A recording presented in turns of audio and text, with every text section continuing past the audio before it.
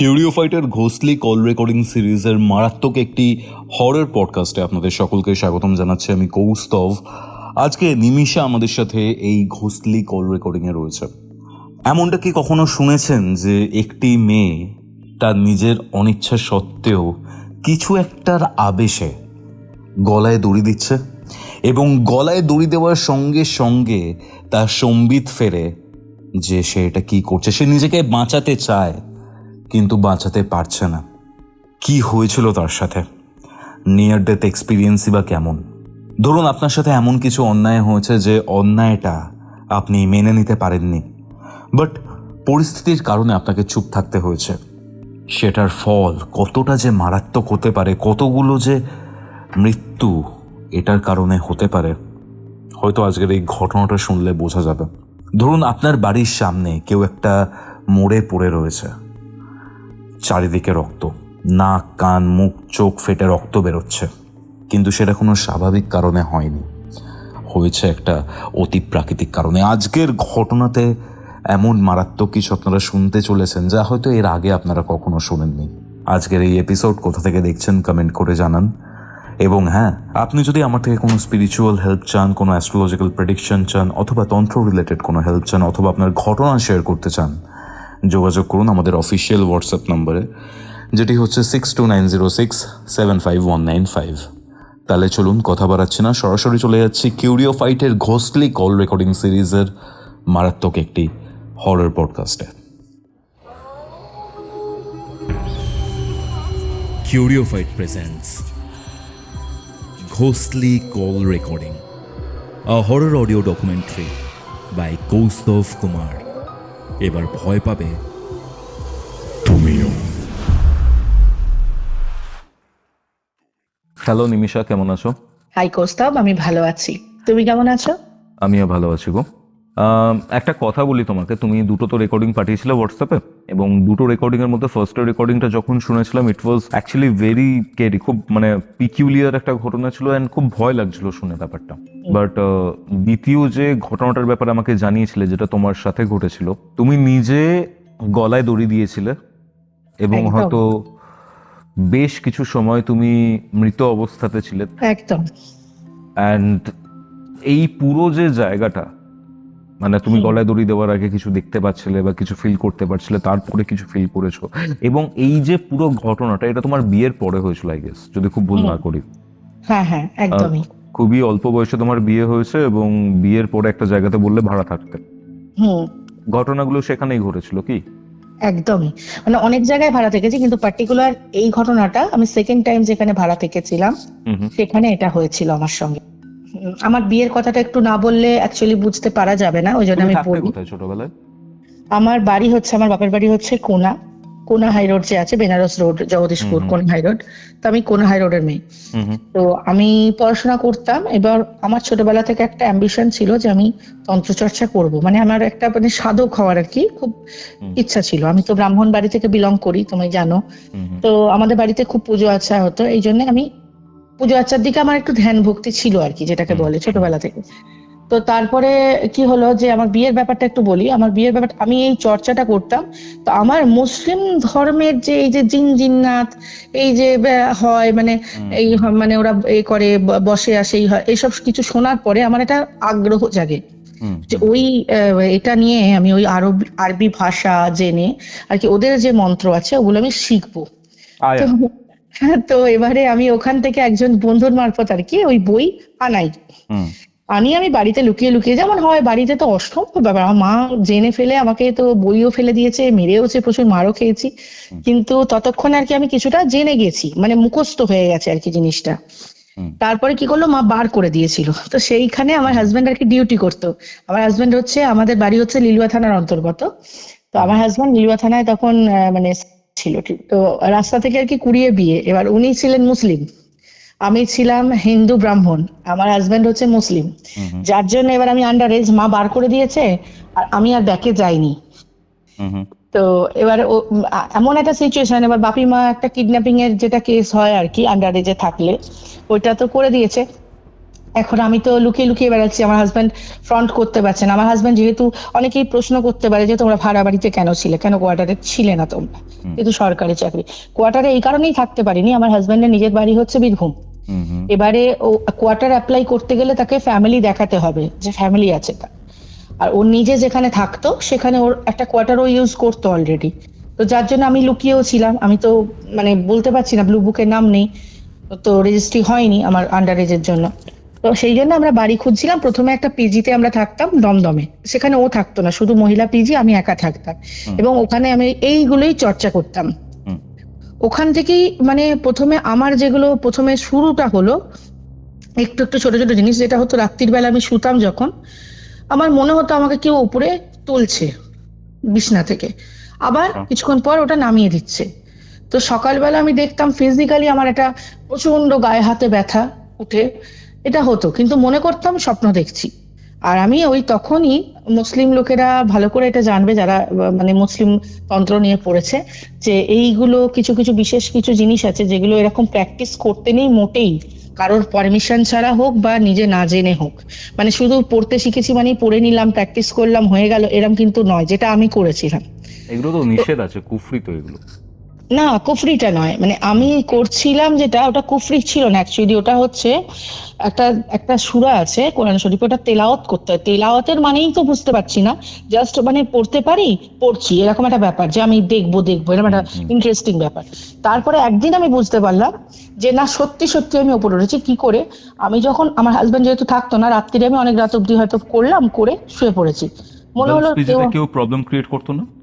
না, পিজিতে বলতে আমি যে রুমটায় ছিলাম ওটাই তো আমি একা থাকতাম। আচ্ছা। পাশের রুম চিৎকার চেঁচামেচি তো কিছু হতো না ঘরের মধ্যে। তো আমি উপরে উঠেছি, আমার মনে হলো যে আজকেও কি আমি স্বপ্ন দেখছি। সেদিনকে আমি একটু মানে আমার মনে হলো যে আমি হাতটা বুকের উপর ছিল, আমি হাতটা পাশে রাখলাম, রাখতে দেখছি আমার হাতটা পাশে, বিছনায় থাকলে সামান্য হাতটা ধরো পাশেতে পড়বে, তাই না? হাতটা দেখছি আমার নিচের দিকে ঝুলে গেল। তখন আমি ভয়েতে তাড়াতাড়ি করে আবার হাতটা বুকের উপরে রেখে দিলাম, দিয়ে শুয়ে পড়লাম। এটা কোন সাল? এটা আমি বলছি 2009-এর প্রথম দিকটা। আচ্ছা। 11 জানুয়ারি ফেব্রুয়ারি এরকম মাসে।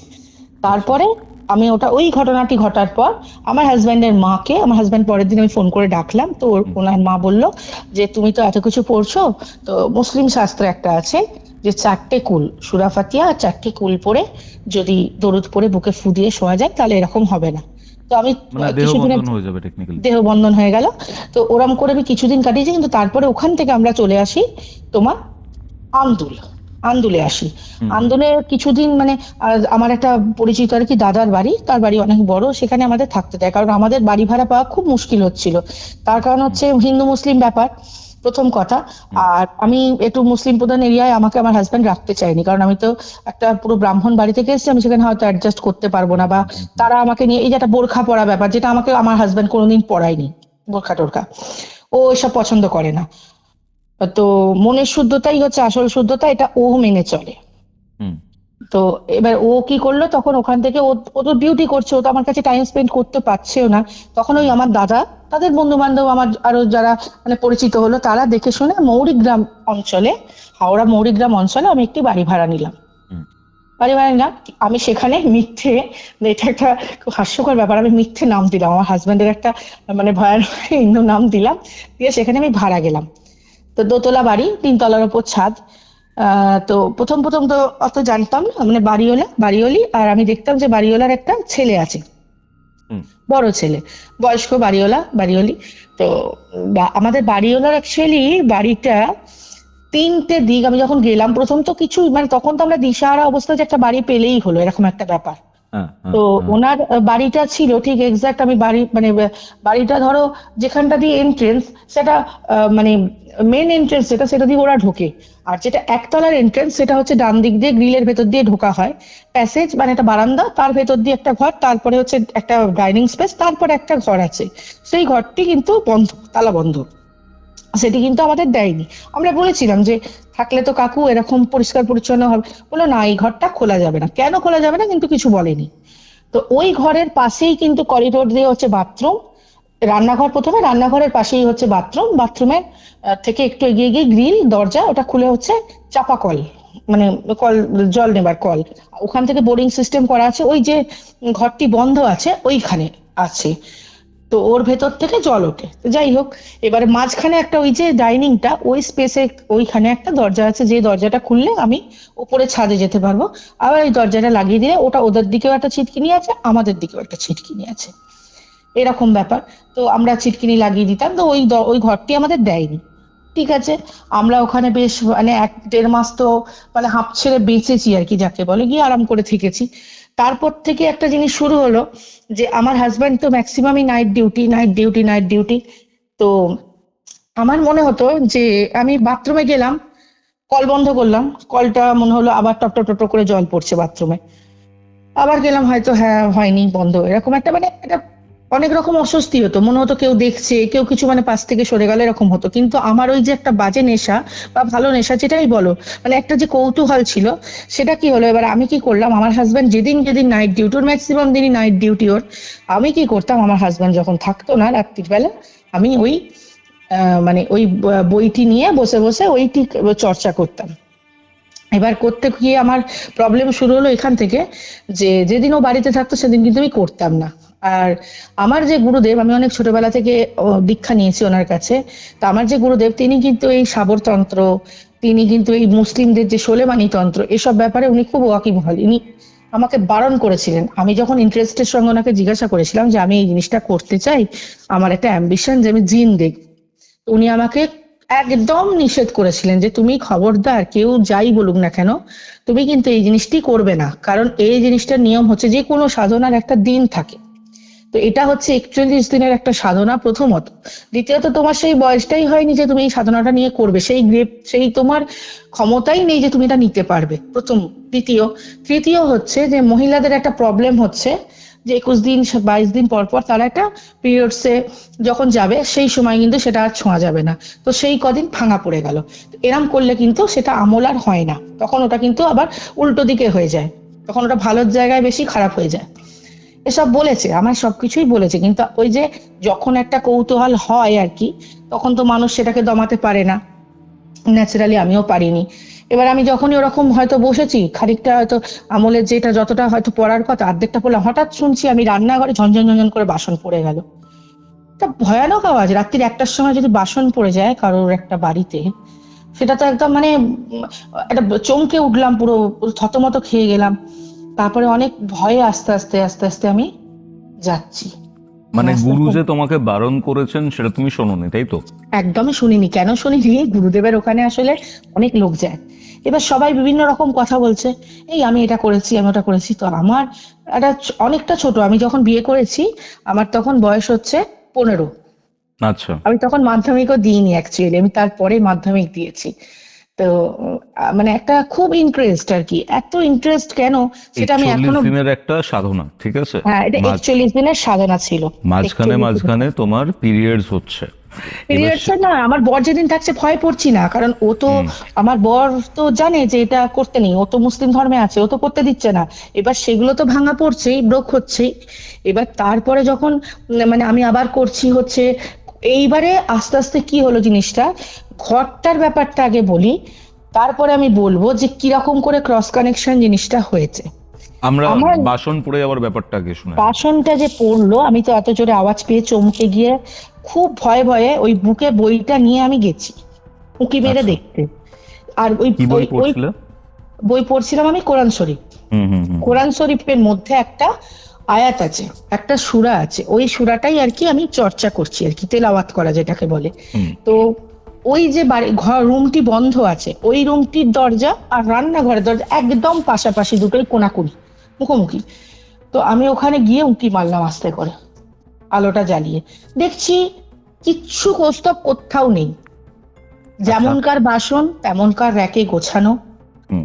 মানে ইভেন একটা ছোট বাটি পর্যন্ত কোথাও পড়েনি, অথচ কিন্তু অত জোরে ছনছন করে বাসন পড়ার আওয়াজ হলো।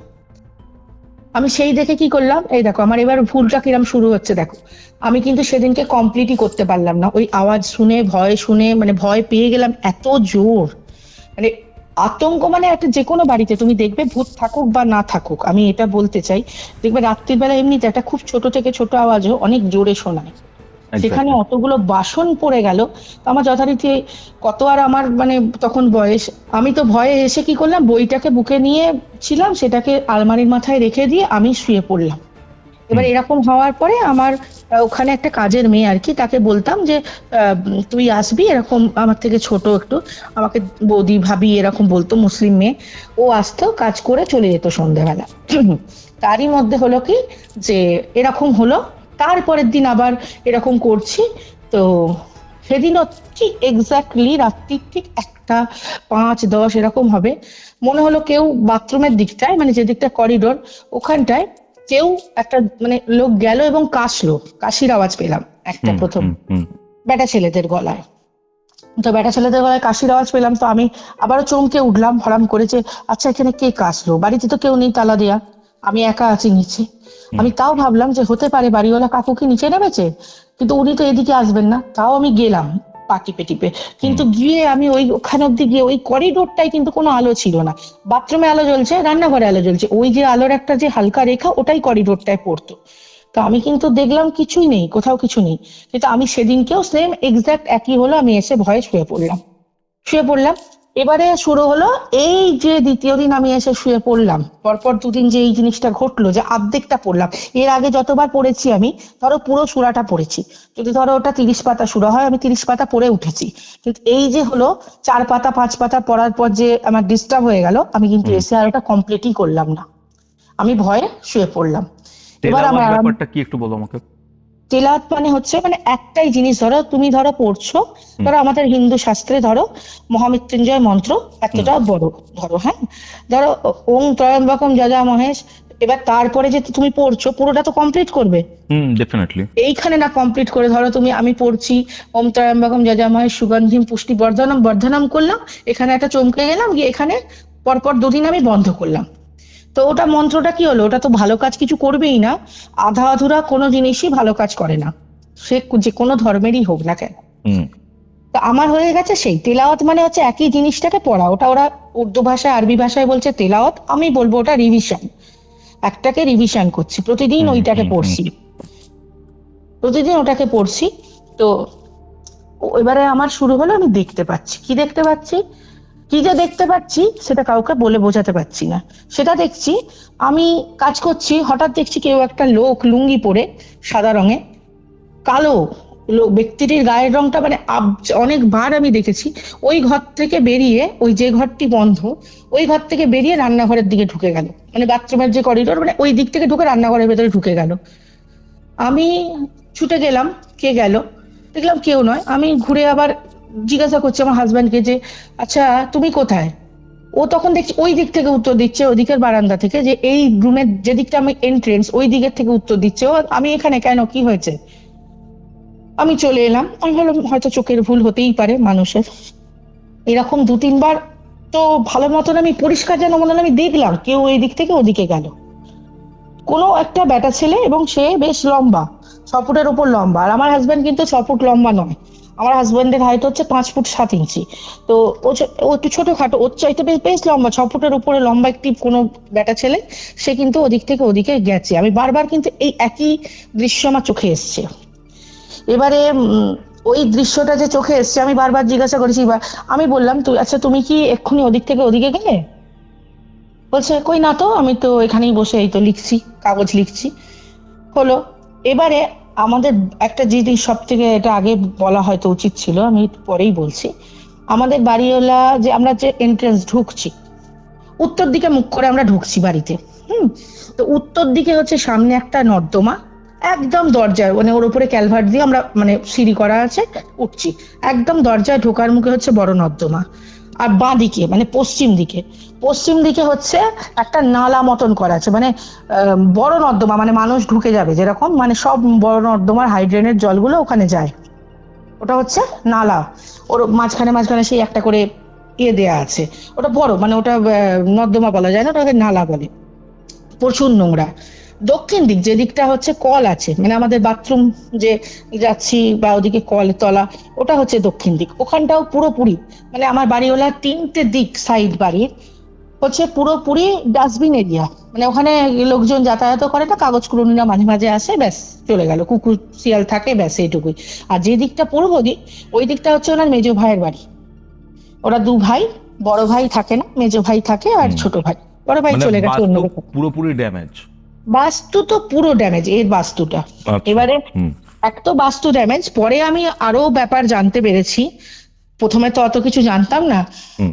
ওই বুড়োটা, মানে আমাদের বাড়িওয়ালা বুড়ো আর কি, কাকু, ও থেকে থেকে মানে আসতো একবার করে দরজাটা, ওই ওই ডাইনিং এর দরজাটা যেটা, ওটা নাড়াতো, কি হয়েছে, এই তুমি কি করছো? বললাম আমি তো কাজ করছি কাকু, কেন বলুন তো? বলছে যে না, আমি এই পাম্প মেশিনটা একটু খারাপ হয়েছে, আমি একটু যাব। বললাম হ্যাঁ যান। এবার দরজাটা যে খুলে ঢুকলো, ওই যে যেটা বন্ধ করা আছে, উনি যে খুলে ঢুকলেন, আমি তো ওনার সঙ্গে কোনো মিস্ত্রি দেখলাম না, উনি নিজে ঢুকলেন কিছু একটা ব্যাগে করে নিয়ে। উনি ওখানে ঢুকে গেলেন, ঢুকে গিয়ে দরজাটাকে দুম করে বন্ধ করে দিল। মানে আমি যে একটু ফাঁক দিয়ে দেখবো ইন্টারেস্টের সঙ্গে, সেটা কিন্তু হলো না। আমি দেখলাম যে ওরকম করে উনি কিছু একটা কাজ করলেন, ভেতরে কোনো একটা মানে কিছু করে আবার বেরিয়ে আবার তালা মেরে দিয়ে উনি চলে গেলেন, হয়ে গেল। আর উনি এলেন না। এবারে আরম্ভ হলো কি, ওই যে দেখাটা, যে এবার ঘরের মধ্যে আমার শুরু হলো একটা, আমি বুঝতে পারছি রান্নাঘরে দিকটা, মানে রান্নাঘরের জানলা, যেখানে ধরো গ্যাস বসানো থাকে, মানুষের স্বাভাবিক ওখানে একটা জানলা থাকে, ওই জানলার সামনেই হচ্ছে ওই বড় নালাটি।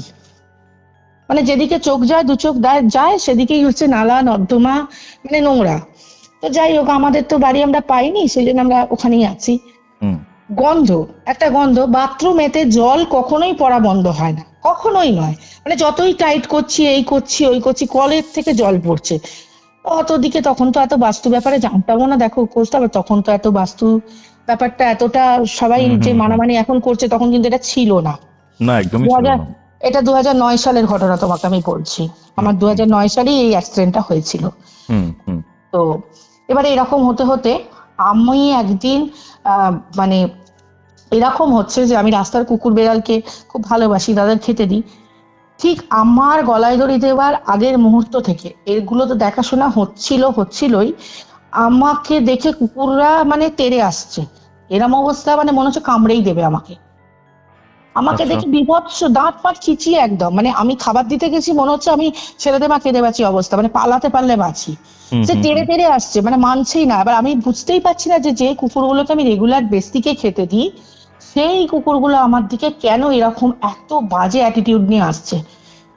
ন্যাচারালি আমি বুঝতেই পারলাম না যে কি হলো জিনিসটা। এবার আমার কাজের মেয়েটা বললো আচ্ছা ভাবি তোমাকে ডেকে কেন? ও কিন্তু আমাকে একবার বলেছে, তো আমি বললাম কি জানি। আবার পরের দিন কিন্তু গেছি, সেদিন কিন্তু কিছু করেনি।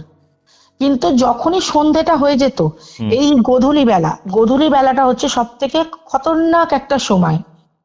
কি মুসলিমরা বলে মাগরিব, আমরা হিন্দুরা বলি কি গোধূলি লগ্ন, আর মুসলিমরা বলবে মাগরিবের সময়। দেখবে সবাইকেই বলে সন্ধ্যেবেলার টাইমটা চুল খুলে বেরিয়েও না, সেন্ট মেকো না।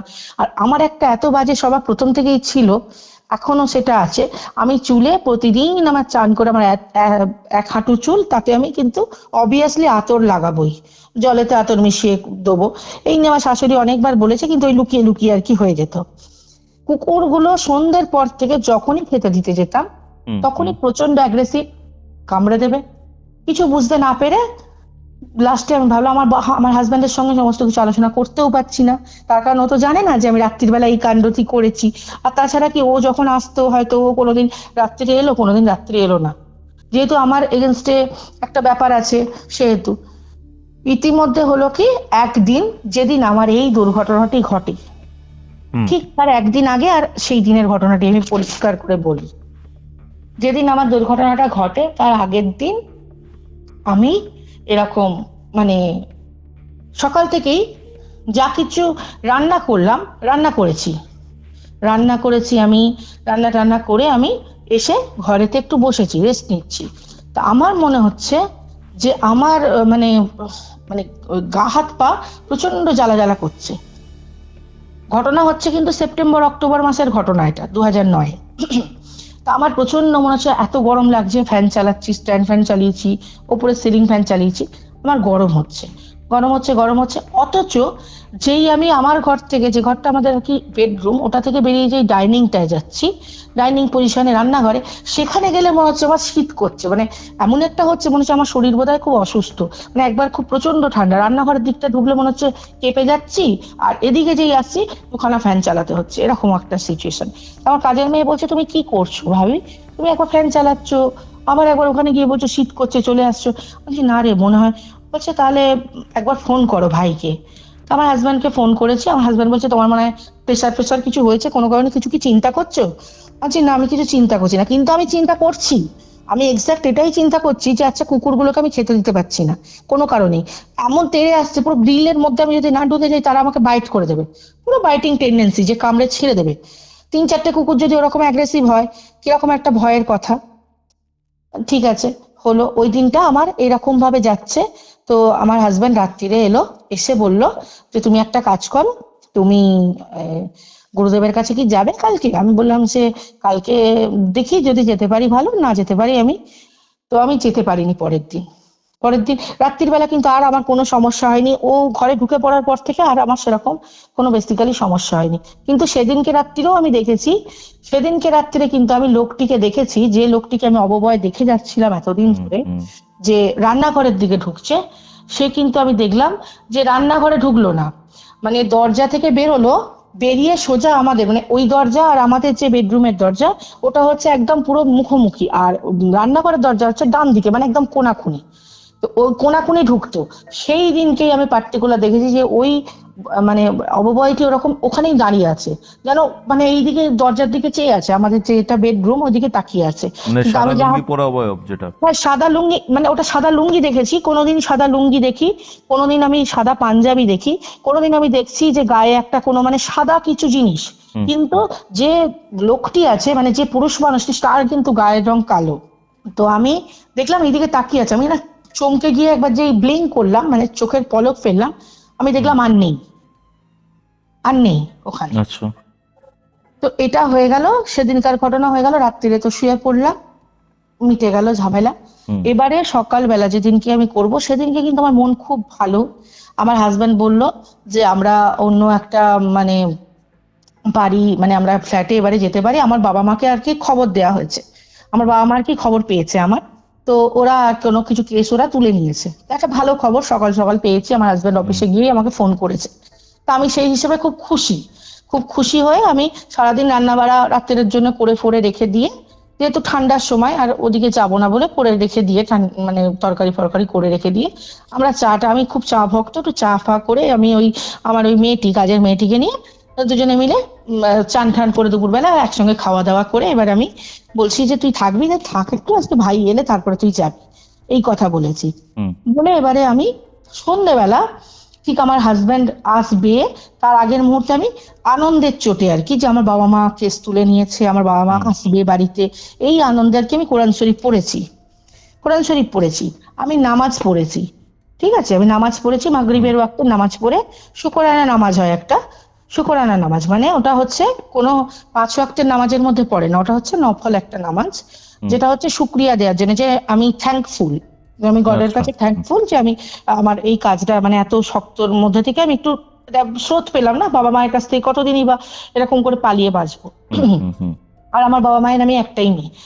এবারে ওরকম খালি আমি নামাজটা পড়েছি, পড়ে কোরআন শরীফটা খানিকটা পড়েছি, চুড়িদার পরে মানে চান করে উঠে পড়েছি আর কি, পড়ে টোরে আমি বসেছি ঘরে, ওই বেডরুমটায় বসেছি খাটে, ওই মেয়েটিও আমার কাছে বসেছে। এই মত অবস্থায় আমার হাজবেন্ড কিন্তু চলে এসছে, আসতে আমি বললাম যে তাহলে কি একটু চা ফা করে দিল, ওই কাজের মেয়েটা করে দিল, আমি বসে আছি। এবার বসে থেকে ওই ঘরটাই কিন্তু কৌস্তব, আমার হাজবেন্ড আমি নিয়ার অ্যাবাউট তোমার 5 থেকে 6 মাস ছিলাম, 2 বছরের এগ্রিমেন্ট ছিল আমাদের, কিন্তু আমরা 5 থেকে 6 মাস ছিলাম ওই ঘরেতে, কিন্তু কোনো ফোন নিয়ে অসুবিধা হয়নি কখনো, যে ফোন হচ্ছে। কিন্তু একটা জিনিস হতো যেটা তখন আমি বুঝতে পারতাম না, সেটা হচ্ছে আমার টিভি কিন্তু খারাপ হয়ে গেছিল 2 বার, পিকচার টিউব খারাপ হঠাৎ করে চলতে চলতে 2 বার হয়েছিল। তো সেটা তখন আমরা ওই মানে ওসব কিছু বুঝতে পারিনি। ফোন কিন্তু ওখানে কোনো অসুবিধা খুব একটা হতো না, কিন্তু সেই দিনকে পার্টিকুলার সেই দিনকে সেই মুহূর্তের কথা বলছি এটা, যখন আমার সঙ্গে এই এত বড় দুর্ঘটনাটা ঘটে, ওই আমার যে কাজের মেয়েটি, ওর নাম ছিল তমিনা। তো ওই তমিনা আমাদের চা করে এনে দিল। আমি চা খাইনি, আমার হাজব্যান্ড চা খেলো। চা খেয়ে ওর একটা অফিসিয়াল ফোন এলো। এবার ও দেখছি ও তো খুব শান্তভাবে কথা বলো, চিৎকার হ্যালো হ্যালো হ্যালো হ্যালো করছে। এবার হ্যালো হ্যালো করতে করতে মানে ও আওয়াজ পাচ্ছে না, লাস্টে ও বললো যে আমি বাইরে থেকে কথা বলে আসছি, মনে হচ্ছে নেটওয়ার্কের খুব প্রবলেম বলে। এবার ওই ঘরটা, যে ঘরটা বেডরুমটা, ওটার একটা দিকের দরজা হচ্ছে এই ডাইনিং এ যাওয়ার, ডাইনিং যে ঘরটা আছে রান্নাঘরের সঙ্গে ওইদিকে যাওয়ার, আর একটা দরজা হচ্ছে বাইরে বেরোবার, মেন রাস্তায় যাওয়ার। তো ও কি করলো, মেন রাস্তায় যাওয়ার দিকেরটা গ্রিল খুলে, দরজা খুলে, কাঠের দরজা খুলে গ্রিল খুলেও বেরিয়ে গেল। ওখানে গিয়েও কথা বলছে। আর বললো সঙ্গে সঙ্গে তমিনা, ও কিন্তু তার আগে চা খেলো ওর ভাইয়ের সঙ্গে, মানে আমার হাজবেন্ডের সঙ্গে। ও বললো যে আচ্ছা ভাবি, আমার না খুব হাই তুলছে, আমার না খুব জোর ঘুম পাচ্ছে। বললাম তাহলে ডাইনিং এ আমাদের একটা তক্তপোষ ছিল, বললাম তুই তাহলে একটু গিয়ে ঘুমিয়ে নে, তুই আজকে যেতে হবে না বাড়ি, তুই আজকে গিয়ে ঘুমিয়ে নে, একটুখানি ঘুমিয়ে নে, পরে আমি তোকে ডেকে তুলে খাইয়ে দেবো, খাবার দিয়ে দেবো। ও শুতে চলে গেছে, আমার হাজব্যান্ড বাইরে ফোন ধরতে গেছে। আমার তৎক্ষণাৎ, আমি কৌস্তব কিছু বলে বোঝাতে পারবো না তোমাকে, কেউ আমাকে কোনো অদৃশ্য শক্তি, আমি মানে জাস্ট এ সেকেন্ড, মানে 1 সেকেন্ডও মনে হয় লাগলো না, কি 2 সেকেন্ড লেগেছে, আমি দুটো দরজা টপ বন্ধ করে দিয়েছি। এদিকে ছিটকিনি দিয়েছি, এদিকে দরজাটা হচ্ছে তোমার কাঠবোর্ডের দরজা, এই যেদিকে ডাইনিংটা আছে, যেহেতু ওটা ঘরের ভেতরে, আর যেটার দিকে আমার হাজব্যান্ড বেরিয়ে গেছে যেদিকে, ওদিকে হচ্ছে ভারী কাঠের দরজা। আমি ছিটকিনি লাগিয়েছি, আমি খিল পর্যন্ত লাগিয়ে দিয়েছি দরজাটায়। আর এদিকে দুখানা ছিটকিনি লাগিয়ে আমি ওই দিনের সেকেন্ড দুটো ছিটকিনি লাগিয়ে, আমার কিন্তু কোনো কারণ নেই, আমি যে গলায় দড়ি দিয়েছি, আমাকে অনেকবার জিজ্ঞাসা করছে কেন, ওয়াই, কিন্তু আমার কাছে কোনো জবাব নেই তার। আমি সঙ্গে সঙ্গে ওই পাখাতে, আমি যে ওড়নাটা, চুড়িদারের ওড়নাটা পরেছিলাম, ওড়না নিয়েছিলাম, ওই ওড়নাটাই পাখায় দিয়ে আমি গলায় দিয়ে ঝুলে গেছি। আমার সেই মুহূর্তে খালি এটা আমি ফিলিংস বলতে পারি, আমার গলায় দড়ি দেওয়ার অভিজ্ঞতা, গলায় যখন আমি দড়ি দিচ্ছি, আমার ব্রেন পুরো শূন্য, ফাঁকা, কেউ যেন খালি শুধু কানে বলছে হ্যাঁ হ্যাঁ তুমি ঠিক করছো, মানে তুই ঠিক করছিস, তুই কর কর, এটাই আনন্দ, এটাই সবকিছু, এরকম একটা কানে কেউ বলছে, বাদিকের কানটা শুনতে পাচ্ছি আমি যে কেউ বলছে, এবং আমি করছি, মানে আমার হাত, আমি করতে চাইছি না, আমার হাত কিন্তু করছে, কেউ করাচ্ছে তোমাকে দিয়ে? মানে হ্যাঁ আমি কিন্তু করতে চাইছি না কিন্তু করছে। এবার যখন আমি গলায় দিয়ে দিয়েছি, তখন অলরেডি প্রচন্ড তো একটা যে কষ্ট হয়েছে, একটা দম বেরোবার যে কষ্ট, গলাটা চেপে যে শ্বাস আটকানো, আমি যথারীতি পা নাড়াচ্ছি, কিন্তু আমি হাত তুলতে চেষ্টা করছি, হাত তুলছি, কিন্তু আমি একদম স্পষ্ট বলতে পারি হাত দুটোকে চেপে রেখে দিয়েছে নিচে, হারগিস হাত ওটাতেই পাচ্ছি না। চেষ্টা করছি, মনে হচ্ছে হাত প্রচুর ভারী, হাতে ধরো যদি 50 কিলো করে যদি বোঝা দিয়ে দেয়, যেরকম হাতগুলো ভারী হয়ে যাবে, ওরকম ভারী হাত।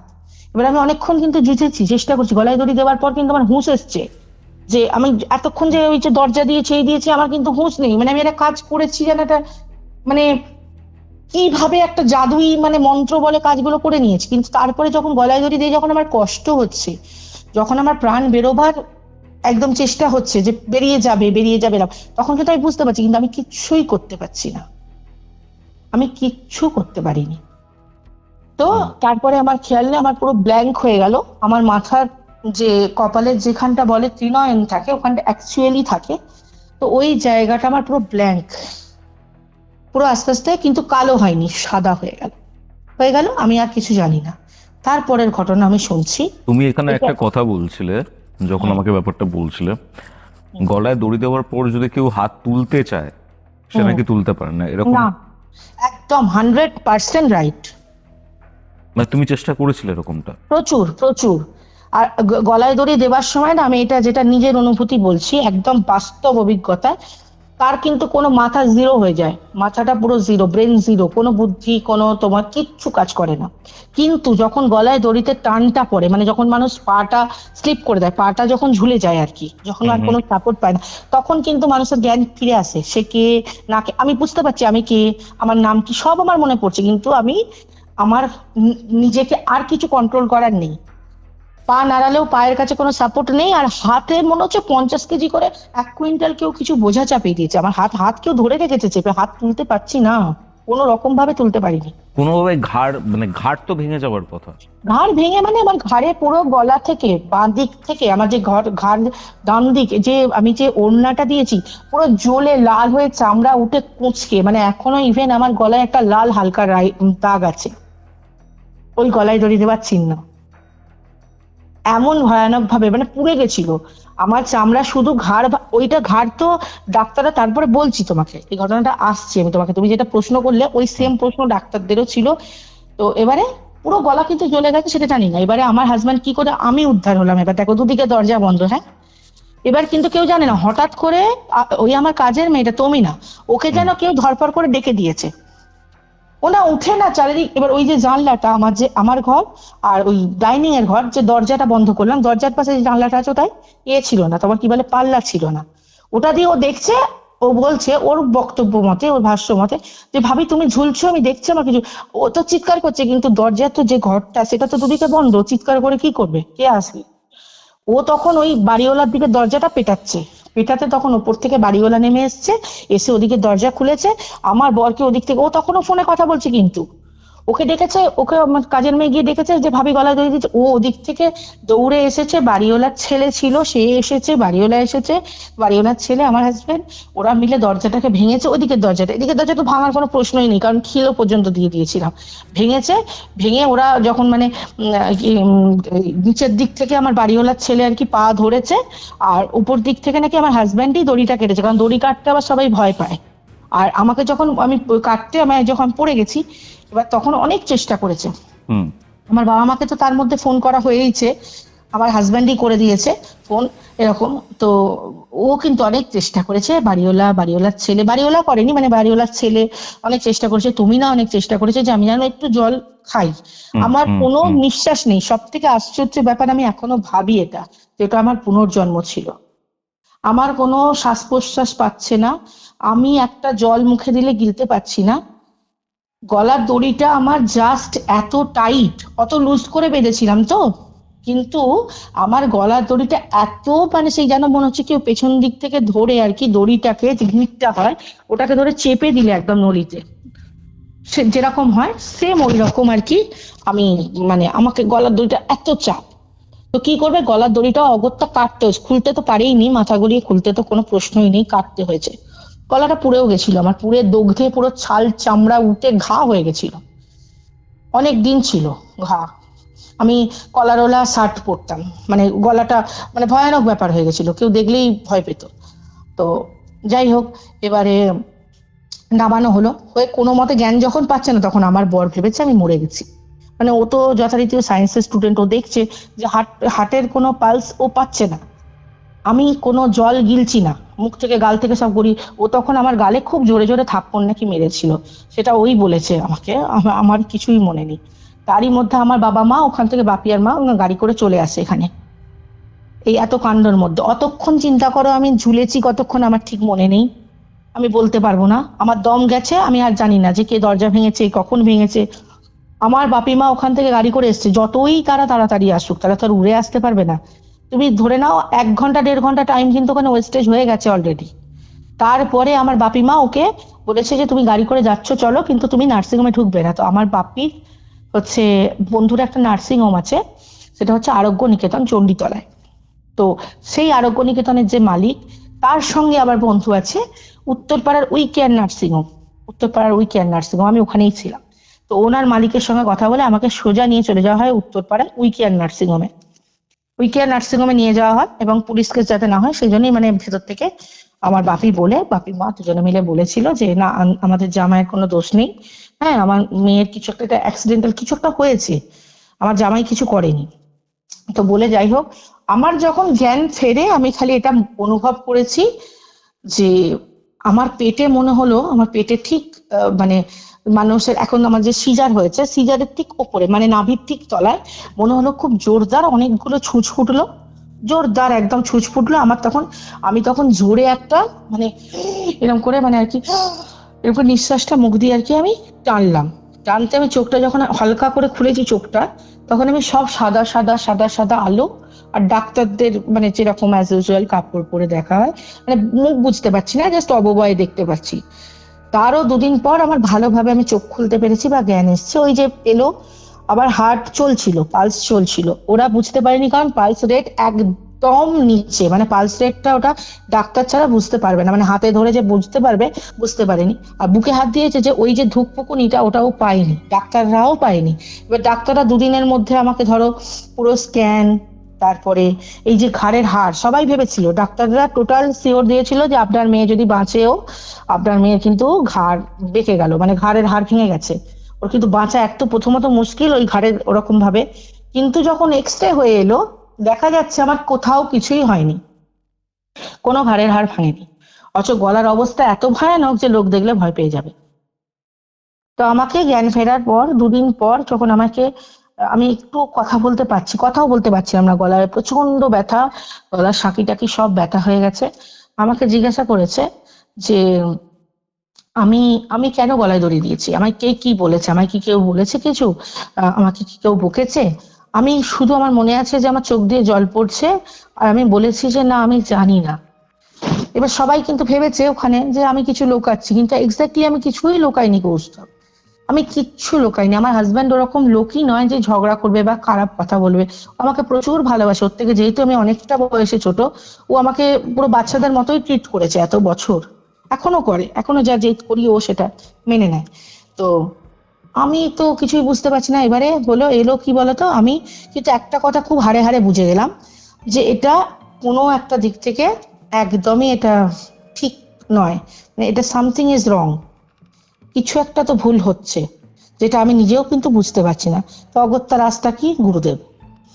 তো যেদিনকে আমার ছুটি হবে, দেবে আর কি, বলেই ছিল যে বেড রেস্টে থাকবে। যখন আমি কথাটা ঠিক স্বাভাবিক বলতে পারছি, বা খাবার, আমার তখন লিকুইড খাবার দিয়েছিল কারণ আমি খাবার গিলতে পারছিলাম না, তো ছাড়াতে গেছে। তখনকার দিনে কৌস্তব 2009 সালে আমার এই কেসটার পেছনে, আমি যা নার্সিংহোমে ছিলাম, 80 থেকে 90 হাজার টাকা ক্যাশ খরচা হয়েছে। আমার বরের একটা লম্বা টাকা খরচা করিয়েছি আমি তখন, শুধুই এই নিজের জেদের জন্য। আমার জন্য জামা কাপড় নিয়ে গেছে, আমি জিন্সের প্যান্ট আর ফুল শার্ট পরেছি। এখন মানে তখন এখন যেরকম মানে প্রত্যেকটা জিনিস, এই যে এত নার্সিং হোমে থাকে, তখনও ছিল, কিন্তু এতটা কি আর ছিল না। আমি কিরম ভাবে জানি না, মানে আমি লিফটে করে ওখান থেকে, ওরা পেমেন্ট করছে, আমার কাজের মেয়েটাও ছিল, ওকে চকমা দিয়ে আমি ওই লিফটে করে নেমে গেছি, খালি পায়ে, জুতো পরিনি। ওখান থেকে নেমে ওই উত্তরপাড়া থেকে আমি চন্দননগর জার্নি করেছি। তখন মানে মাথায় আমার কিছু নেই, একটাই কথা, গুরুদেব, আমার যেতেই হবে যেমন করে। আমি যখন গুরুদেবের বাড়ি গেছি, তখন গুরুদেবের বাড়িতে প্রচুর লোকজন, মানে গুরুদেবের কাছে তো সবসময় প্রচুর লোকজন থাকেই। এবং আমাকে দেখেই গুরুদেব, মানে দেখে, চশমা পরেন উনি, চশমাটা দিয়ে আমাকে দেখে বলছে, সবাইকে বললো, আমাকে কিছু বলেনি, যে তোমরা সবাই একদিকে সরে যাও। অন্য লোকেদের, যারা তাদের প্রবলেম নিয়ে গেছিল, তাদের বললো তোমরা একদিকে সরে যাও। হাজবেন্ডকে না বলেই চলে এসেছিল। একদম, ওরা খুঁজছে, মানে আমি না পুরো দিশাহারা, আমার মনে হচ্ছে যে এরা যদি আমাকে নিয়ে যায় আমি আবার মরে যাব। এবার একবার তো মরার স্বাদটা খুব ভালোভাবে অনুভব করেছি কৌস্তব, আর তখন মাথা কাজ করেনি যে আমি আবার যাব, আমার সেই সাহসটাই আর হয়ে ওঠেনি। আমি কিন্তু ওরকম ভাবে গেছি, ওদের কিন্তু বলিনি, ওরা কিন্তু ওখানে বাড়ি যথারীতি ভীষণ হালচাল, মানে কোথায় গেল একটা ব্যাপার। কিন্তু আমার গুরুদেব যখনই আমায় দেখেছে, গুরুদেবের, আমার যে গুরু ভাই আরো আছে, তাদেরকে বলেছে যে ওকে ফোন করে দাও, বলে দাও যে ও এখানে এসেছে। এবার আমার গুরুদেব একটা কাগজ নিয়ে আমার মাথার উপরে আর নাকের দুদিকে দিয়ে হাত দিয়ে শুধু ধরেছিল। আমি নাকি এত বীভৎস চিৎকার করেছি যে লোকজন ভয় পেয়ে গেছে। তারপরে কিন্তু আমার মনে হলো, তারপরে আমার জ্ঞানটা ঠিক প্রপার এলো, আমার মাথা কাজ করতে শুরু করলো। আমার মনে হলো আমার মানে একটা শরীরে যেন কি একটা, মানে বিচ্ছিরি একটা বোঝা ছিল, আমি পাচ্ছিলাম না নিজেকে টানতে। সেই আমি কিন্তু মনে হলো একদম হালকা নিঃশ্বাস, আমার কিছুই হয়নি, আমি খুব ভালো আছি, এরকম একটা ফিল, একটা অথেন্টিক ফিল। কি ফিল তোমায় আমি বলে বোঝাতে পারবো না। খালি পায়ে, তখন আমি নিজের পায়ের দিকে দেখছি, পা কেটে কুটে গেছে, খালি পা, নোংরা ধুলো, জিন্সের তলার দিকটা খানিকটা ছিঁড়ে ছাড়ে গেছে, যাই গেছে। এই তখন আমি ওই গলার ওইটা যখন গুরুদেবকে দেখিয়েছি, সবাই দেখে ওখানে ভয় পেয়ে গেছে, আতঙ্কিত, যে এটা কি জিনিস, গলায় দড়ি দিয়ে পুরো গলাকে পুড়িয়ে, বোঝা যাচ্ছে প্রপার যে আমার গলাটাকে কেউ পেছন দিক থেকে চেপে দিয়ে, মানে আমি তো গলায় দড়িটা দিয়েছি, পেছন দিক থেকে না করে চিপে, সেই মানে ওই গিঁটটাকে ধরে চিপে দিয়েছে গলায়, ওই জন্য জ্বলে গেছে গলাটা পুরো। ও তো ভগবানের অনেক কৃপা যে আমি ওটা মানে মরে যাইনি, মরে যাওয়ারই কথা। আমার গুরুদেব তারপরে বললো, সঙ্গে সঙ্গে আমার হাজবেন্ডকে খবর দিয়েছিল। এবার আমি ওখানে আরো 1 ঘন্টা বসে রইলাম, ওরা ততক্ষণে গাড়ি করে ওখানে চলে এলো। আমার গুরুদেব বলল যে তোমরা ইমিডিয়েট ওই বাড়িটা কিন্তু ছেড়ে দাও। কিন্তু এবার দেখো, ইমিডিয়েট বাড়ি ছাড়ো বললেই তো বাড়িটা ছাড়া হয়ে যাবে না। এবারে বললো যে, আমার মা বাবা বললো, বাপি বললো যে তুই তাহলে আমাদের বাড়িতে থাক। আমি বললাম না, আমি ওখানেই থাকবো, কারণ ও, আমার মনে একটা ভয় এসে গেছে যে আচ্ছা ও তাহলে একা তো ওখানে থাকবে। এবারে আমি গেলাম, আবার ওই বাড়িতে ব্যাক করলাম। আমার গুরুদেব আমাকে একটা কবচ দিল, বললো এটা আমি দিচ্ছি বটে, কিন্তু ওখানটা যত তাড়াতাড়ি সম্ভব তোমরা ওই বাড়িটা ছেড়ে দাও। উনি দেখতে পারেন এবং তোমাকেও দেখাতে পারবে, মানে যে কাউকে যে যাবে, যে আমার কি কি সমস্যা। মানে আমি ধরো আমি ভাবলাম যে আমার মনে, মানুষের তো অনেক সময় মনের ভুলও হয়, যে আমি এটা দেখছি ওটা দেখছি, মানুষ অনেক শরীর খারাপের চোটেও হয়। তো উনি কিন্তু ওটা দেখে দেন এবং জলেতে ওটা পরিষ্কার ভাবে ওঠে সুন্দরভাবে। ধরো তুমি বললে গিয়ে, মানে আমি যদি বললাম আমি খুব ভয় পাচ্ছি, এবার অনেকে সবাই খেসা করে হাসে, এই ভয় পাচ্ছে, এত বড় লোক একটা ভয় পাচ্ছে, মেয়ে একটা ভয় পাচ্ছে, বউ একটা ভয় পাচ্ছে। উনি কিন্তু জলে কাগজ ফেললো, উঠলো একটা রেল লাইনের ছবি। উনি বলে দিলেন যে রেল লাইন কি ক্রস করেছিলে, ওখানেই কোনো তোমার হাওয়া বাতাসটা লেগেছে এরকম। তো উনি কিন্তু পরে ওটা দেখেছেন, উনি কিন্তু বুঝতে পেরেছেন, মানে নাহলে আমাকে কাগজ দিয়ে যখন ছাড়িয়েছে, আমি ওই বিকট চিৎকার, আমার গলার একটা আওয়াজ ধরো একরকম, আমার চিৎকার মানে আমার অন্য মতন হবে কারোর মতো না, শুনতে লাগছিল। অন্য কারোর মতন, মানে মনে হচ্ছে কোন একটা ব্যাটা ছেলে তোমার চিৎকার কি দেখা করছে। গেছিল? আমার দেখা গিয়েছিল, আমি বলি, ওই যে বাড়িওয়ালা বুড়ো, ওর ওর হচ্ছে বড়, ওই যে নিচের ঘরটা ওর ছিল, অ্যাকচুয়ালি ও দোতলা করেছিল কি জন্য না, ওর বড় ছেলে একটা ছিল, ঠিক আছে, সেটা আমাদের কিন্তু ও বলেনি আমাদেরকে। বড় ছেলে আর বড় বৌমা ওই নিচে থাকতো, নিচের ওই ঘরগুলোয় থাকতো। তো ওর বড় বৌমাটাকে ও গরিবের মেয়ে দেখে বিয়ে দিয়ে নিয়ে এসেছিল, এবং ওই বুড়োটি এখনো ওনার, মানে ওনার চরিত্রহীনতার জন্য উনি বিখ্যাত। উনি ইভেন উনি ওনার ভাইয়ের যে বৌমা, মানে ওনার মেয়ের বয়সী, তাদেরকে উনি ছাদ থেকে ওনার মানে মেজো ভাইয়ের যে বৌমা, বৌদি, উনি আমাকে বলেছেন, আমি যে যখন গলায় দড়ি দিয়ে ব্যাক করেছি তখন উনি আমাকে এই ঘটনাগুলো বলেছেন, যে তুমি এদের বাড়িতে থেকো না, এই এর এর বাড়িতে কিছু একটা, মানে এরা কিন্তু জানে যে এর বাড়িতে কিছু একটা কেউ করেছে, কিন্তু কে করেছে এটা কিন্তু কেউ জানে না। তো ওই ঢিল ছুটতো উপর থেকে, ঢিল ছুড়ে চুপ করে আলসেতে বসে যেত, ওই ছাদের আলসের মধ্যে লুকিয়ে যেত, ছাদের পাঁচিলটার মধ্যে। বড় ছেলের এরা বউয়ের সিনটা কি? ভদ্রলোকের বউ হচ্ছে মানে উনি ভীষণ অথর্ব একজন মহিলা, মানে খুব একটা ভালো হাঁটতে চলতে পারে না, আর্থারাইটিস আক্রান্ত যেরকম। ছোট ছেলেটা বিয়ে করেনি, বড় ছেলে বিয়ে করে কিন্তু ওই নিচের ঘরে থাকতো। এবং বড় ছেলের যে বৌমা, বৌদি কিন্তু খুব সুন্দরী ছিল, আমি দেখেওছি ছবিতে, খুব সুন্দরী ছিল।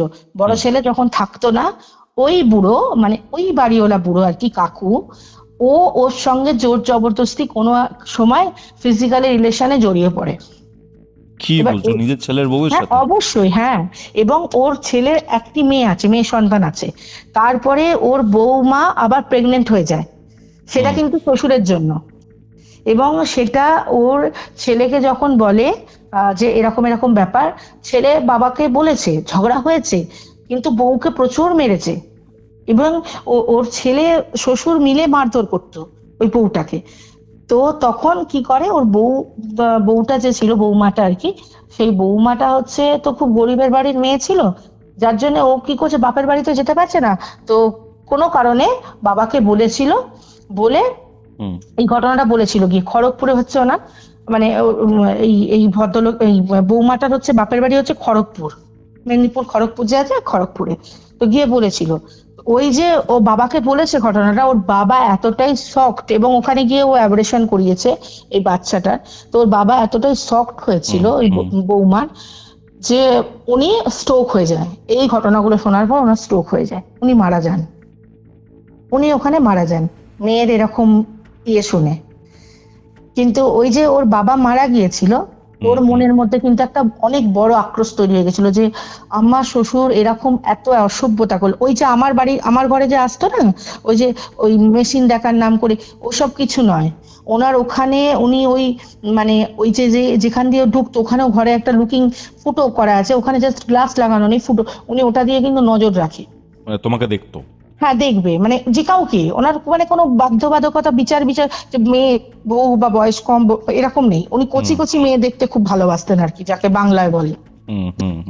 এখন ওই বৌমাটা কি করেছে, ওই যে বাবা মরে যাওয়াতে ও এত সুন্দর করে মানে সংসার করবে বলে একটা স্বপ্ন নিয়ে আসে, এই যে এত একটা নোংরামি, মানে কাউকে বলতেও পারছে না আর হজমও করতে পারছে না, এমন একটা সিচুয়েশন। কাউকে কি বলবে যে আমার শ্বশুর আমাকে করেছে, বলতে পারছে না। তো ওর বাবার ওই যে পোড়ানোর পর একটা জিনিস কৌস্তব, এটা অনেকে জানে কিনা জানি না, জানে নিশ্চয়ই, যারা তন্ত্র করে নিশ্চয়ই জানে। অনেকে আবার চায়, জানো তো, মুক্তি না পেতে, এখনকার দিনে এটা ট্র্যাডিশন হয়েছে, অনেকে চায় না যে আমি, তারা বলে রাখে, যেমন ধরো আমি নিজের কথা বলছি, আমার ঠাকুমা আছে একটা, আগামী হয়তো কাল পরশুই আসবে, উদয়নারায়ণপুরে থাকে আমার ঠাকুমা। হ্যাঁ, আমার থেকেও এখনো ইয়ং, দেখলে বলবে কি ইয়ং এখনো। বলে গেছে যে আমি মরে গেলে আমাকে বলে গেছে, আমার ডাকনাম ঝিলিক, বলে গেছে যে আমার নাভিটা অস্থি যে হবে তুই কিন্তু হয় কাঁচা কেটে রেখে দিবি, কাঁচা কেটে রাখা যায় মানে যদি পারমিশন থাকে, যদি এগুলো খুব লুকানো কাজ, গুচ্ছ কাজ, আর না হলে ওই যে অস্থিটা যেটা ভাসাবে বলে নিয়ে যায়, ওটা যদি না ভাসিয়ে কেউ যদি ওটা রেখে দেয় এবং কারোর মাটিতে বা বাড়িতে যদি ওটা কোনো কারণে পুঁতে দেয়, তার বাড়ি আর কোনোদিন ঠিক হবে না, একদমই ঠিক হবে না।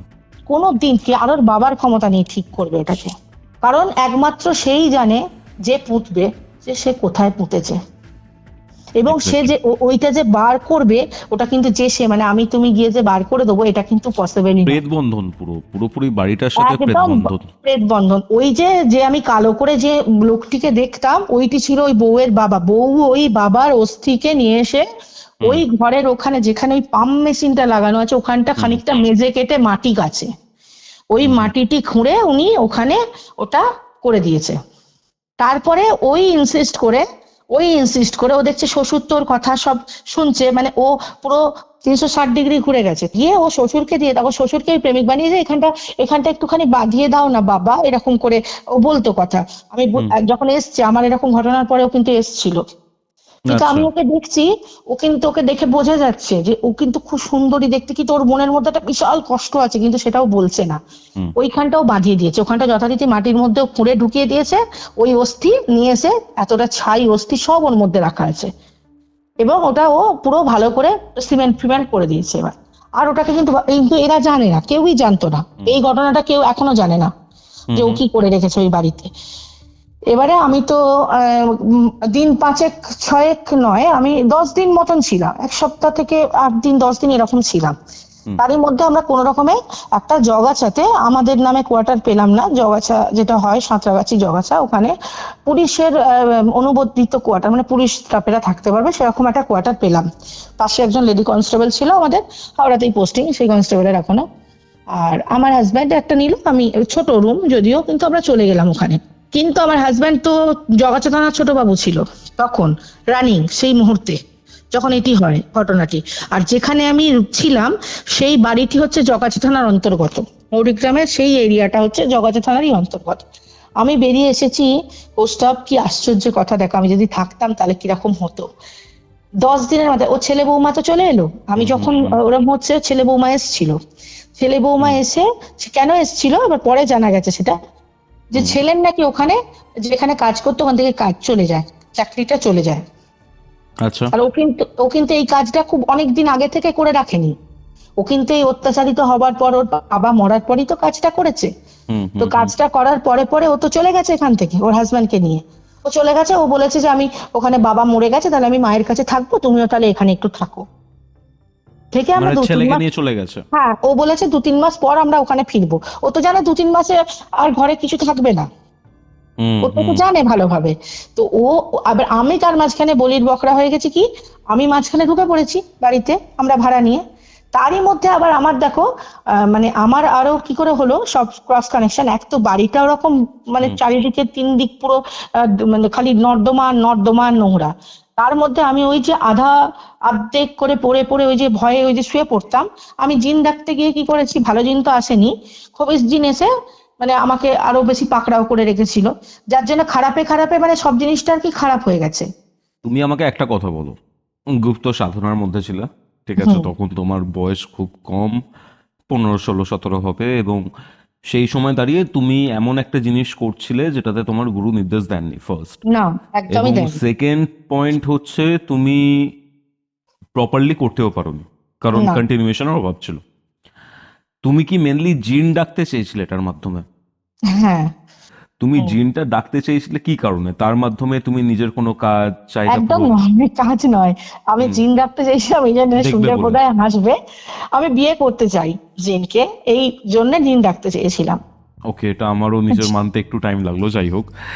না মানে এখনো তুমি যে বলছো, আজকে যে আমি কথা বলছি দাঁড়িয়ে, বর্তমানে আমার কাছে বর্তমানে আমার নাম যেখানে ফেলে, যত বড় বড় মৌলবী হাফেজ হোক না কেন, আমার যে মুসলিম নাম যেটা আমার আকিকা দেয়া নাম ফেলে যদি দেখা যায়, আমার কাছে 3 জন জিন সবসময় মজুদ থাকে, এবং তারা রাত্রিরে প্রচুর অ্যাক্টিভেশন, রাত্রিরে আমার ধারে কাছে কেউ আসতেই পারে না। তো এবার এখানে ব্যাপার হচ্ছে, তুমি বললে যে তুমি জিন ডেকেছিলে, ঠিক আছে, রাখতে চেয়েছিলে। তো ভালো জিনের জায়গায় 26 চলে এসছে, রাইট? একদম একদম। এবার 26 রয়েছে, ইফরিত রয়েছে, অনেক ধরনের জিন রয়েছে, সেগুলো নিয়ে আমরা পরে আসছি। বাট এখানে তো টেকনিক্যালি যে বাড়িতে প্রেত বন্ধন করা রয়েছে সেখানে তুমি এই অ্যাক্টিভিটি করছিলে, তোমার মাধ্যমে কি কোনো জিন এসছিল? আমার মাধ্যমে সেখানে জিন এসেছিল, কিন্তু কোনো খারাপ জিন আমাকে আসেনি, ভালো জিন এসেছিল। এবং সে ওই যে বাসন ফেলে দিল, ওই যে কাশির আওয়াজ হলো, হ্যাঁ, এই করে আমাকে জিনিসটা সাধনাটা বন্ধ করে দিল তখন, বুঝলি তো, আমি সাধনাটা করতে পারলাম না। আচ্ছা, কেন বন্ধ করে দিচ্ছিল সাধারণত? ওটা থ্রেড, ওটা যারা ভালো জিন হবে, ভালো জিনেরা কোনোদিন মহিলাদের সংস্পর্শে তারা কিন্তু আসে না। যারা ভালো জিন হয়, জিনেরা তো আগুন থেকে সৃষ্টি একটা জাতি, যেরকম মানুষ আমরা আল্লাহ স্মোকলেস ফায়ার থেকে বানিয়েছিলেন, স্মোকলেস ফায়ার থেকে ওদের বানিয়েছে, হ্যাঁ। ওরা কিন্তু যেগুলো ভালো জিন, যারা নামাজি জিন, তারা কিন্তু কখনোই পর মহিলা, যেরকম আমাদের মধ্যে আছে পর পুরুষ পর মহিলা, সেরকম ওরা কখনোই পর মহিলার কাছে আসবে না। কিন্তু তুমি বললে এখন তোমার কাছে 2-3টে জিন এখন আছে রয়েছে। সেটা কি হয়েছে আমি তোমায় বলি, কথাটা ছাড়াও বলি আমি তোমাকে। এখানে তো ওই ঘটনাটা আগে কমপ্লিট করে দিই। কমপ্লিট করে নি, দাঁড়াও, আমি এখানে আমার প্রশ্ন রয়েছে। হুম। সেটা হচ্ছে, ভালো জিন এসেছিল, তোমার সাধনাটা কি ইনকমপ্লিট করে, মানে করিয়েছিল সে। ইনকমপ্লিট করে দিল, হ্যাঁ। এবার ওখানে যেহেতু অলরেডি প্রেত বন্ধন করা রয়েছে এবং তুমি সেরকম টাইপের একটা সাধনাতে যুক্ত, এবং তোমার হয়তো তখন অরাটাও সেরকম ছিল না, ও তোমাকে কাবু করতে চেয়েছিল। মেরে দিতে চেয়েছিল একদম, প্রেত আচ্ছা। আমাকে মেরে দিতে চেয়েছিল ওখানে, মানে ওই ভিটেতে যারা থেকেছে মারাই গেছে আমার পরে। প্রেত বন্ধন রয়েছে, বাট তুমি এতটা দূরে গিয়েও বেঁচে ফিরে এসছো, রাইট? একদম, মানে এটা ভাবনার অতীত আমার কাছে। আমি এখনো ভাবলে আমার মানে প্রচন্ড, বলতে পারো হাই প্রেশার, মানে পুরো মানে 150/105 এরকম প্রেশার উঠে যায়। মানে আমি তোমার সঙ্গে এখন কথা বলছি তো স্টিল নাও বলছি, আমি যদি দেখাতে পারতাম আমি দরদর করে ঘামছি। মানে এই যে একটা অভিজ্ঞতা, এটা যে কি ভয়ানক অভিজ্ঞতা আমি বলে বোঝাতে পারবো না। এবার আমাকে বলো যে তুমি বেঁচে গেলে, এটা মানে কেন মনে হয়, কিভাবে বেঁচে গেলে তুমি? এটা বেঁচে গেলাম এই জন্যই, কারণ আমার গুরুদেব বুঝতে পারছিল আমাকে যে আমি একটা কিছু মানে কুৎকর্ম করছি আর কি, যেটা বলে যেরকম মায়েরা বুঝতে পারে সন্তানদের, সেরকম কিন্তু আমার গুরু, সে জানে যে আমি কতটা ধৈর্যশীল। কিন্তু সে ওই যে আমি তাকেও বলেছিলাম আমি কখনো মিথ্যা কথা বলি না, প্রস্তুত খুব, আমাকে তুমি দেখবেই না যে মিথ্যা কথা কোনো খুব কঠিন কঠিন কথা যেগুলো মানুষ বলতেও পারে না, আমি কিন্তু বলে দেবো, অকপটে বলে দেবো। তা আমি এখানে এক্ষেত্রে যেটা বলছি না, এক্ষেত্রে আমি বাড়িওয়ালার নাম থেকে আরম্ভ করে প্রপার বলতে পারি, বাট আমি এখন বলবো না সেটা। তো আমার গুরুদেব কিন্তু এটা মানে ওনার একটা যে অরা আছে, ওনার অরা দিয়ে উনি আমাকে একটা মাদুরি এমনি আমার গায়ে পরা থাকতো, তো সেটা কিন্তু আমার খুলে দিয়েছিলাম আমি, মানে খুলে গিয়েছিল কোনো কারণে চান টান করতে গিয়ে।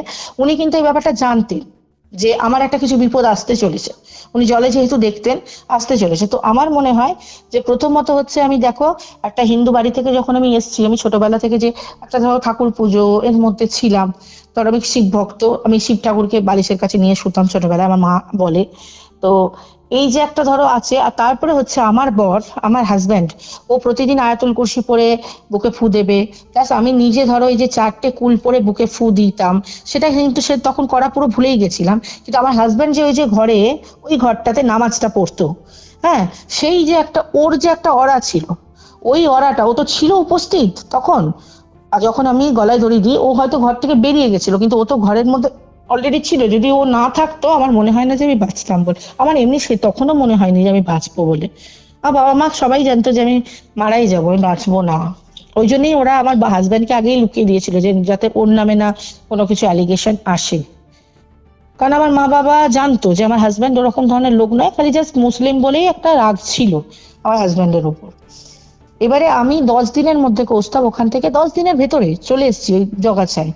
এবারে কিরম আশ্চর্যজনক ব্যাপার দেখো, ওর ছেলের চাকরি চলে যায়, ওর ছেলে চলে আসে, এসে ওই নিচের ঘরে থাকতে শুরু করে। হ্যাঁ, ওর বৌমাটা কিন্তু আসেনি, বৌমা একদিনের জন্য এসে পরের দিন চলে গেছে যে আমার মায়ের অসুখ, মা অসুস্থ, আমি মাকে ছেড়ে আসতে পারবো না বলেছে। ছেলে মানে থেকেছে 72 ঘন্টা যায়নি, হঠাৎ করে আমি জানি না যে ছেলে মারা গেছে। আমার হাজবেন্ড একদিন এসে বলছে, মানে রাত্রিরে, অনেক রাত্রিরে ফিরেছে, কি না আমি ইউডি কেসে গেছিলাম। ইউডি কেসে গেছিলে, কি হয়েছে? ইউডি মানে হচ্ছে আনন্যাচারাল ডেথ কেস। তারা টেবিল ডিউটি করে ছাড়লে, যে অফিসে টেবিল ডিউটি করে, ধর নাইট টেবিল করছে, তো সকালে 8টায় যে ছাড়লো, মানে এবার যে সকালবেলা যদি কেউ মরে যায়, বিষ খেয়ে আত্মহত্যা, মানে আত্মহত্যা কেস, আনন্যাচারাল ডেথ কেস হলে সেই কিন্তু সেই কেসটা দেখে। হুম হুম হুম এবার ওর 2টো থেকে রাত্রি 10টা অবধি ডিউটি ছিল, টেবিল ডিউটি। 10টায় সেরেছে, তখন এই ইউডি কেসটা এসছে ঠিক রাত্রি 9টা 9:30 নাগাদ। বুড়ো ছেলে আর কি, মানে আমাদের বাড়িওয়ালা কাকু, সো কল্ড, আমি তো কাকু আর বলতেই পারি, এইসব শোনার পর আর কাকু মুখ থেকে বেরোয় না জানোয়ার actually। একটা। তো বুড়ো ছেলে, খুব মোটা, 100 কেজি ওজন। ওই দরজা, আর ওই যে রান্নাঘরের দরজা, ওখানে সে পড়ে মরে আছে। আমি ছবি দেখেছি, আমার হাজবেন্ড তো ছবি তুলতে হয়, ফটোগ্রাফার নিয়ে গিয়ে ছবি তোলে, ফোনেতেও তুলেছিল, আমাকে দেখিয়েছিল। আশ্চর্যজনক ব্যাপার হচ্ছে, চিত হয়ে পড়ে মরেছে, তার চোখ খোলা, চোখ দিয়ে রক্ত, নাক দিয়ে রক্ত, মুখ দিয়ে রক্ত, কান দিয়ে রক্ত, মানে রক্তে পুরো পুরো সেই পুল অফ ব্লাডের মধ্যে যেন মনে হচ্ছে ভাসছে, কিচ্ছু নেই, আর কোথাও কিছু নেই, ও পড়ে গেছে। ডাক্তার যখন ওটা লাস্ট তুলে নিয়ে গিয়ে ডাক্তার ইয়ে দিল, অনেকে ভাবলো হয়তো ভেতরে কিছু বাস্ট করেছে, কিছু করেছে, তা করেছে, কিন্তু যখন রিপোর্ট এলো, ইউডি কেসের যে পোস্টমর্টেম রিপোর্টটা এলো, সেখানে কিন্তু পরে জানা গেল যে কিছুই নয়, স্ট্রোক হয়েছিল। আমার এখানে একটা প্রশ্ন হচ্ছে, তুমি বলো স্ট্রোক হলে, এক তো দেখবে যখন স্ট্রোক, ব্রেন স্ট্রোক, যদি কারোর ব্লাড এমনি বেরিয়ে যায়, স্ট্রোকটা তার হয় না, স্ট্রোকটা তার এমনি অনেক কমে যায়। প্রেশারটা নিউট্রালাইজ হয়ে যায় না। হ্যাঁ, আর দ্বিতীয়ত হচ্ছে যে স্ট্রোকই যদি হবে, সেরকম চিত হয়ে পড়ে ওরকম নাক দিয়ে চোখ দিয়ে কার এরকম ভাবে স্ট্রোক হয় ভাই, আমি তো দেখিনি কোনোদিন কারোরই।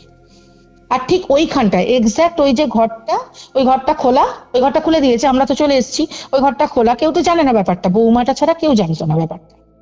এবার ওই ঘরটা খোলা, ওই ঘরটার দিকে পা, রান্নাঘরের দিকে মাথা করে সে লাশটা পড়ে আছে, ছবি তুলে এনেছে আমার বর, দেখাচ্ছে যেরকম বুবন, ছেলেটার নাম ছিল বুবন, বুবন মারা গেছে। হ্যাঁ, তার ছোট মেয়ে বুবন মারা গেছে, সে কি কথা। হ্যাঁ, তখন আমি দেখছি যে ওইখানে, আমি বললাম যে এ তো জিনিস আমার, মানে গুরুদেবের কাছে পরের দিন আমি গেছি, তখন গুরুদেব কিন্তু আমাকে বলেছে, তখন আমাকে গুরুদেব বলেছে যে ওই ঘরটা এরকম প্রেত বন্ধন ছিল। আমার কিন্তু যখন আমি মানে ওখানে গেছিলাম, ওখান থেকে ব্যাকে এসেছি, আমার 10 দিনের মধ্যে, মানে আমাকে বলছে অ্যাজ আর্লি অ্যাজ পসিবল তুমি ওখান থেকে সরে যাও, চলে যাও তোমরা। তখনও কিন্তু আমাকে কিচ্ছুটি জানায়নি আমার গুরুদেব, কারণ আমি ভয় পেয়ে যাব। ন্যাচারালি যদি বলে যে ওখানে এরকম প্রেত বন্ধন করা আছে, তাহলে তো আমি আতঙ্কে এমনিতেই মরে যাব ভয়। তখন তো আমার মধ্যে এই সাহসিকতাটা নেইও এতটা এখনকারের মতন। মারা গেল। ওই ঘটনাটা আমার বর কেস সলভ করবে কি করবে না ঠিক এক্সাক্ট, কিন্তু আমি একটা জিনিস দেখলাম যে ওই ঘটনাটা ঠিক দিন 20 গেল, মানে ওই ঘটনাটা চাপা পড়লো না, ছেলে পুলে শোক। ছোট ছেলেটা যেদিকে ওই ওদের দিকের দরজাটা, মানে যেটা ডাইনিং এর দরজাটা বলছি, যেটা উপরে সিঁড়ি দিয়ে ওঠে, সিঁড়ি থেকে নামলো, লাস্ট সিঁড়ি নামলো, নেমে ওখানে উপর হয়ে এ চিত হয়ে পড়ে মরেছে, ও উপর হয়ে পড়ে মারা গেল। ও পুরো, ওরও সেম একই কেস, নাক কান দিয়ে রক্ত বেরিয়ে মারা গেছে। আচ্ছা। এবারে তখন এটা যেটা হলো যে ওর মা তো প্রচন্ড শোক পেলো, মানে বাড়িওয়ালার যে বউ, সে তো এইসবের ব্যাপারে কিছুই, এত কিছু তো মানে জানতো না যে কি করা আছে না করা আছে। কিন্তু ওই ভদ্র মহিলাকে আমি দেখেছি যে উনি কিন্তু ওনার হাজবেন্ডের কে ঘেন্নাই করতেন, আমি যতটুকু ওনাকে দেখেছি, লক্ষ্য করেছি। এত বছর থাকার পরে তো কিছু না কিছু তো বুঝতে পারবে। উনি বুঝতে পেরেছেন, উনি জানতেন ব্যাপারটা, কিন্তু উনি ওনার ছেলে হারানোর শোকটা ঠিক মেনে নিতে পারেননি। উনি তারপরে সিঁড়ি থেকে পড়ে ওনার পা ভেঙে গিয়েছিল, আমি যতটুকু লাস্ট খবর পেয়েছিলাম। তারপরে ওই পা ভাঙা অবস্থায় উনি 1-1.5 মাস মতন কাটিয়ে তারপর উনিও মারা গেছেন। বর্তমানে বাড়িটা ওরা বিক্রি করার জন্য অনেক চেষ্টা করেছে বা করছে, কিন্তু ওখানে ওই বাড়িটা কেনার মতন কেউ নেই। কেউ, আমি তো দেখতাম যখন আমি ভাড়া গিয়েছিলাম, মানে পাশের বাড়ির বৌদি কথা বলছে, কিন্তু কেউ আমার বাড়িতে কেউ ঢুকছে না।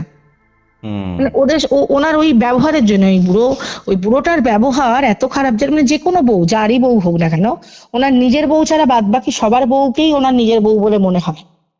এবার এই হচ্ছে ব্রাহ্মণ বাড়ির কীর্তন। উনি, ওটা ব্রাহ্মণ বাড়ি ছিল উনি, তো যাই হোক, তো ব্রাহ্মণ বাড়ির কীর্তন এই হলো, ওনার বউ, ওনার ছোট ছেলেও এরম ভাবে মারা গেল। বর্তমান তুমি যে জিজ্ঞাসা করছো যে কি করে আছে, আমি কোনোদিনকেই আজ অব্দি বশ করতে পারিনি, কিন্তু ওই যে সাধনা আমি করেছি, তাতে কি হয়েছে বলতো, আমি জিনের বশে চলে গেছি। এটা খুব মারাত্মক একটা কথা বললে। মারাত্মক কথা মানে এটা ঘটনা।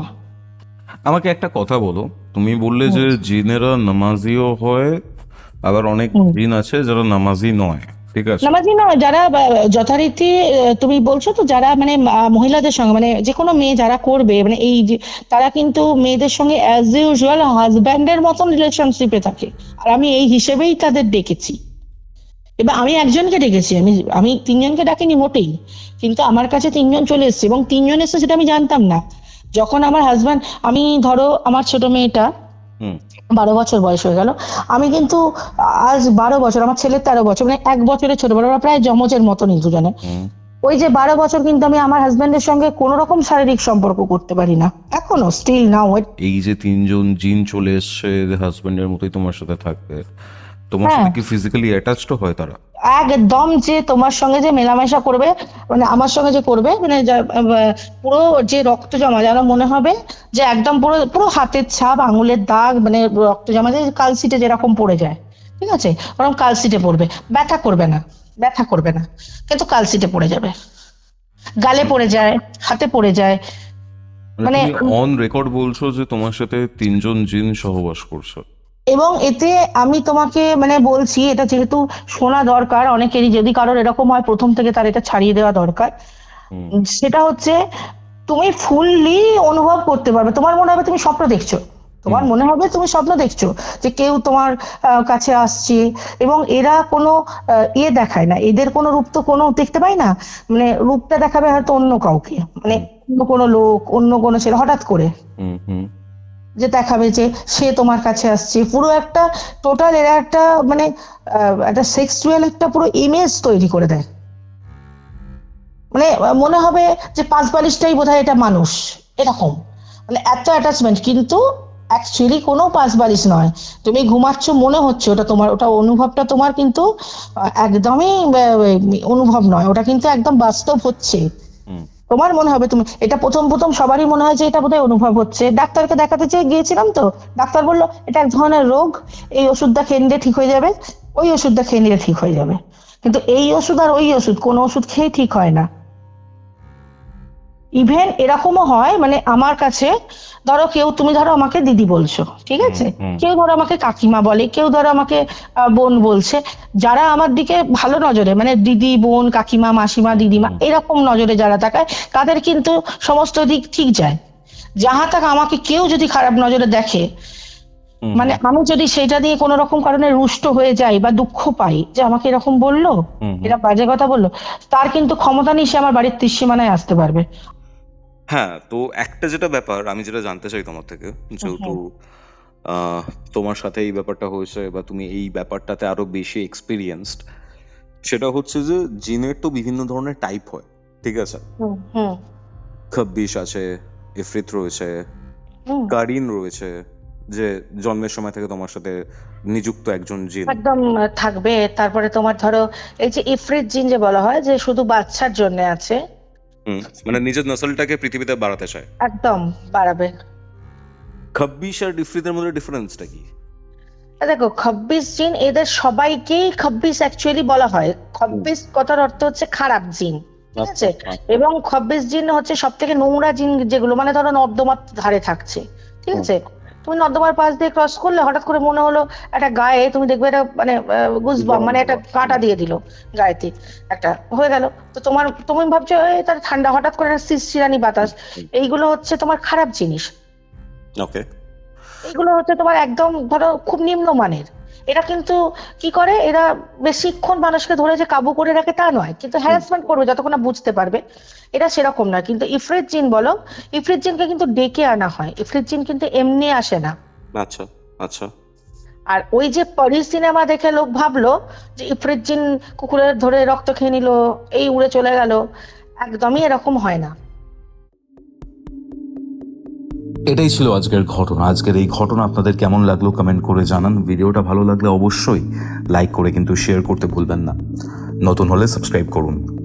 আর হ্যাঁ, আপনারা যদি আমার থেকে কোনো স্পিরিচুয়াল হেল্প চান, কোনো অ্যাস্ট্রোলজিক্যাল প্রেডিকশন চান, কোনো তন্ত্র রিলেটেড হেল্প চান, যোগাযোগ করুন আমাদের অফিসিয়াল হোয়াটসঅ্যাপ নম্বরে, যেটি হচ্ছে 6290675195। দেখা হচ্ছে পরবর্তী এপিসোডে, যেটি আসছে রবিবার দিন দুপুর ঠিক 3টের সময়। ততক্ষণ অবধি কিউরিও ফাইটের এরকম আরও 2টি এপিসোড দেখতে শুনতে আপনার মোবাইল স্ক্রিনে আসা ডান দিকের অথবা বাদিকের বক্সে ক্লিক করুন। Curiophyte presents Ghostly Call Recording, a horror audio documentary by Kaustav Kumar. এবার ভয় পাবে